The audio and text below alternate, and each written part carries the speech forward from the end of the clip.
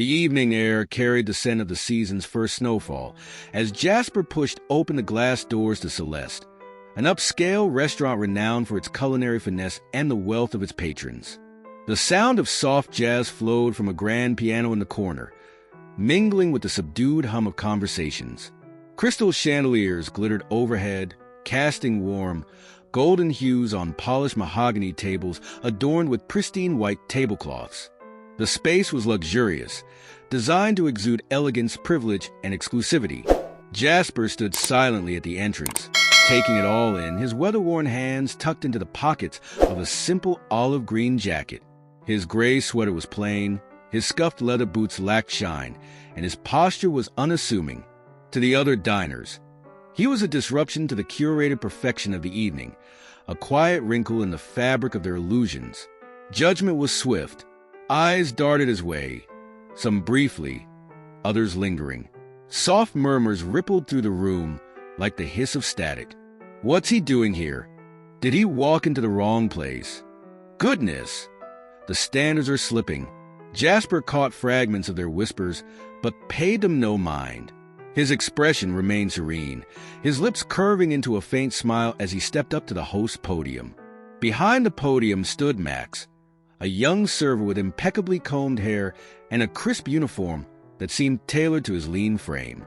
His jaw tightened as he glanced up from his tablet and took in Jasper's appearance. Max's eyes betrayed his thoughts. He didn't see a guest. He saw an inconvenience. "Good evening," Jasper said, his voice calm, steady, and far warmer than the reception greeting him. "I'd like a table for one." Max hesitated for the briefest of moments before recovering his professional smile, a mask that barely concealed his irritation. "I'm sorry, sir, but we're fully booked this evening." Jasper's smile didn't waver. "I see. Reservations are recommended. I take it." "Yes, sir," Max replied, attempting to maintain an air of politeness, though his tone was clipped. "We do accept walk-ins on occasion, but unfortunately, tonight." "You said fully booked, but..."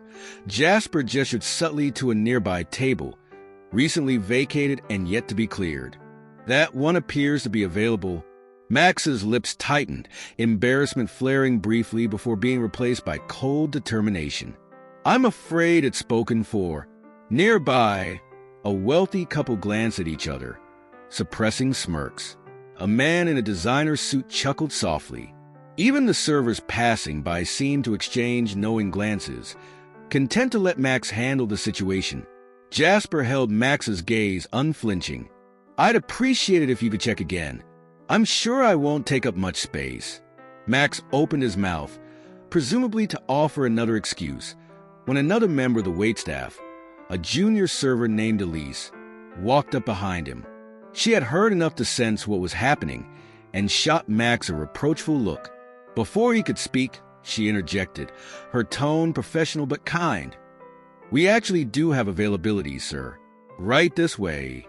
A flash of annoyance crossed Max's face, but he quickly stepped aside, letting Elise take over. The diners watched, some amused, some still disdainful, as Elise led Jasper to a quiet corner table. "Thank you," Jasper said sincerely as she handed him the menu. Her demeanor softened further. Unlike Max, she didn't look at him as if she were dissecting his worth. She simply saw him as a hungry guest. As the evening progressed, Elise tended to Jasper's table with genuine attentiveness, earning his gratitude. Max, however, continued glaring from across the room, the weight of his assumptions undiminished. Jasper ordered simply, a bowl of tomato bisque to start, followed by roasted salmon with seasonal vegetables. Though his dishes were modest compared to the extravagant orders at other tables, he savored each bite as if it were a treasure, occasionally closing his eyes to appreciate the flavors. All the while, he exuded calm, a quiet dignity that seemed to perplex and irritate those intent on dismissing him. The mood shifted when Charles Wainwright entered the restaurant. Charles was a tall, imposing man with slicked-back silver hair, a tailored navy suit, and an aura of authority that made diners murmur his name in hushed admiration. A titan of finance, Charles commanded respect wherever he went, and tonight was no exception. The maitre d' greeted him with enthusiasm, ushering him in as though royalty had arrived. To everyone's surprise, Charles scanned the room, ignored the empty seat at an opulent table prepared in his honor, and strode straight toward Jasper's corner. Jasper, mid-sip of tea, looked up and smiled warmly as Charles approached. "Jasper," Charles said, his voice resonating with genuine delight. "I thought I might find you here." "Charles," Jasper returned with equal warmth, setting his cup down and rising to greet him. The two men exchanged a firm handshake, followed by an amiable pat on the shoulder from Charles. The restaurant fell silent. Forks paused midair. Conversations died out. Every pair of eyes in the room was fixed on the interaction. Max's face drained of color. "Please sit with me," Jasper invited, gesturing to the seat across from him. Charles didn't hesitate, settling down at the table as if it were the most natural thing in the world. "You know," Charles began with a chuckle, "I always wonder how you manage to keep a low profile, but tonight you outdid yourself." The looks on their faces priceless.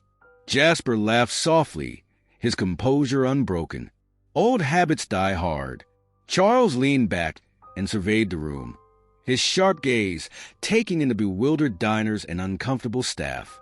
"Do they know who you are?" "I suspect they don't," Jasper replied, his tone gently amused. "But that's of little consequence." Charles arched an eyebrow. "Little consequence? Jasper, you own this place." The revelation landed like a thunderclap. Gasps erupted around the room, and all eyes turned to Jasper, no longer with disdain, but with a mix of awe, confusion, and embarrassment. The man they had dismissed, whispered about, and judged so harshly was the very one who made their cherished dining experiences possible. Max, frozen in place, looked as if he wished the ground would swallow him whole. Elise, though surprised, quickly mastered reaction, her respect for Jasper deepening. Charles noticed a change in the atmosphere and smirked. "It's fascinating, isn't it? How quickly perceptions shift." Jasper inclined his head, his serene expression unshaken. He took a sip of tea before speaking, his voice calm but firm, carrying a weight that silenced the room further. "Isn't it curious how much stock we place in appearances? How easily we believe that worth can be measured by the cut of a suit or the shine of a shoe." His words lingered in the air, hanging like a challenge. Max's palms grew clammy as Jasper turned his gaze toward him, not unkind but pointed. "I've found," Jasper continued, "that true dignity comes not from the clothes we wear or the titles we hold, but from how we choose to treat others, whether they wear a crown or a plain sweater." Max's pride warred with his guilt, but the lesson was inescapable. His lips parted in an attempt to form an apology, but no words came. Jasper stood, straightening his modest jacket. Turning to Elise, he offered a warm smile. "Thank you for your kindness this evening." It didn't go unnoticed. Her cheeks flushed, but she smiled back, grateful and humbled. Jasper met Max's eyes one last time, the conversation they didn't have hanging heavily between them. Then, with a nod to Charles, Jasper said, "I'll leave you to enjoy the rest of your evening." As Jasper walked out, the diners stared after him, stunned into silence. His presence lingered long after the doors closed behind him, like the fading notes of a profound symphony. The impact of Jasper's quiet strength rippled through the restaurant for days to come. Max, humbled, became more deliberate with his words and actions, treating each guest with a respect unmarred by prejudice. Elise, inspired by Jasper's grace, carried herself with newfound confidence, knowing that kindness was always worthwhile. And for the diners who had once judged him so harshly, the memory of that unassuming man, Celeste's true soul, became a story they would recount for years, a reminder that appearances are fleeting, but dignity and kindness endure.